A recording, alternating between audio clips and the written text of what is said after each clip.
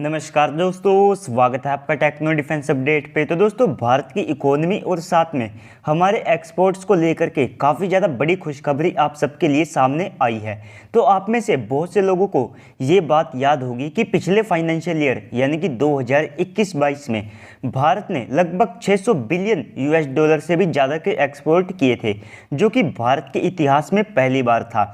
और इसी सब के बीच में अब भारत ने अपनी तेल की निर्भरता को अरब देशों से कम करने के लिए रूस से जो क्रूड ऑयल का इंपोर्ट है वो भी शुरू कर दिया है, जिससे कि जो अरब देश है तो उनके ऊपर हमारी जो निर्भरता है वो केवल 65% के आसपास रह गई है, जो कि पहले नंबर्स में काफ़ी ज़्यादा थी। तो इस सब के बीच में तेल के बारे में बात करने का सबसे बड़ा कारण ये है कि भारत हर साल बिलियंस ऑफ डॉलर का ऑयल इंपोर्ट करता है, जिससे कि भारत को billions of dollar Arab countries को देने पड़ते हैं। इससे हमारी निर्भरता तो इनके ऊपर बढ़ती है, साथ ही साथ हमारी जो करेंसी है वो भी यहाँ पर डेप्रिशिएट करती है। और इसके बाद अरब देश इस निर्भरता का पूरा फ़ायदा उठाते हैं। ये हर बार भारत को नीचा दिखाने की कोशिश करते हैं, लेकिन दोस्तों आने वाले समय में ये सारी चीज़ें आपको बदलती हुई दिखेंगी और इसका सबसे बड़ा कारण रहेगी भारतीय अर्थव्यवस्था की बदलती तस्वीर।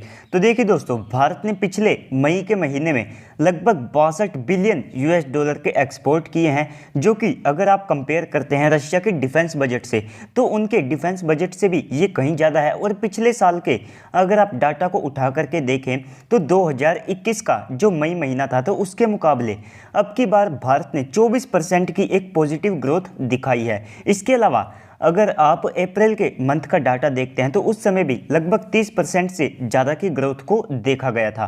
तो दोस्तों, इन 62 बिलियन यूएस डॉलर के टोटल एक्सपोर्ट में 23 बिलियन यूएस डॉलर के भारत ने सर्विस एक्सपोर्ट किए हैं। अगर आप हमारे सर्विस सेक्टर को देखते हैं तो ये काफ़ी ज़्यादा अच्छा काम कर रहे हैं। और इसके बाद हमने लगभग 39 बिलियन यानी कि 39 बिलियन यूएस डॉलर के मर्चेंडाइज एक्सपोर्ट किए हैं। तो अगर आप इस फाइनेंशियल ईयर के अप्रैल और साथ में मई के महीने के एक्सपोर्ट्स को कंबाइन कर देते हैं तो भारत ने केवल 2 महीनों के अंदर 110 बिलियन यूएस डॉलर से ज़्यादा के एक्सपोर्ट कर दिए हैं। और ऐसा भारत ने तब अचीव किया है जब दुनिया में यूक्रेन और साथ में रशिया जैसे जो मेजर कंट्रीज़ है वे वॉर में पड़े हुए हैं। इसके अलावा जो अमेरिकन फेडरल बैंक है तो उन्होंने भी अपनी कई सारी नीतियों में बदलाव किए हैं, जिनका ओवरऑल पूरी दुनिया पे इम्पैक्ट पड़ता है। और इसके बाद भारत ने 2030 तक 1 ट्रिलियन के लगभग जो सर्विस एक्सपोर्ट है उनको करने का टारगेट रखा है और 2028 तक मर्चेंडाइज एक्सपोर्ट को करने का टारगेट रखा है। उनकी भी जो वैल्यू है उसको 1 ट्रिलियन यूएस डॉलर के आसपास रखा गया है।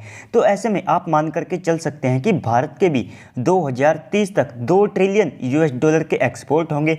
तो अगर आप करंट सिचुएशन की बात करें तो भारत 620 बिलियन यूएस डॉलर के एक्सपोर्ट को करके पूरी दुनिया में 8वीं रैंक को होल्ड करके बैठा है, जिससे कि हम पूरी दुनिया में 8वीं सबसे ज़्यादा एक्सपोर्ट करने वाले कंट्री बन चुके हैं। और अगर आप इस फाइनेंशियल ईयर की बात करते हैं तो भारत नीदरलैंड, फ्रांस और जापान को पछाड़ सकता है। अगर हम जापान को नहीं पछाड़ते हैं तो डेफिनेटली यहाँ पर फ्रांस और साथ में नीदरलैंड का पत्ता कटने वाला है, क्योंकि इनके अगर आप एक्सपोर्ट्स को देखते हैं तो 700 से लेकर के 800 बिलियन यूएस डॉलर के अंदर आप सबको देखने को मिलेंगे। और भारत ने लगभग 800 बिलियन यूएस डॉलर के एक्सपोर्ट को करने का टारगेट रखा है। और अभी तो भारत में जब इलेक्ट्रिक व्हीकल अपने पूरे पीक पर होंगे तब आप देखेंगे कि भारत कैसे इन अरब कंट्रीज को अपने इशारे के ऊपर नचाता है। और साथ ही साथ इससे भारतीय करेंसी भी काफ़ी ज़्यादा मजबूत हो जाएगी।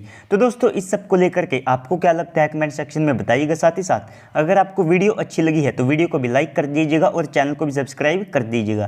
तो चलिए दोस्तों, आज की इस वीडियो में इतना ही। मिलते हैं अगली वीडियो में, तब तक के लिए गुड बाय, जय हिंद।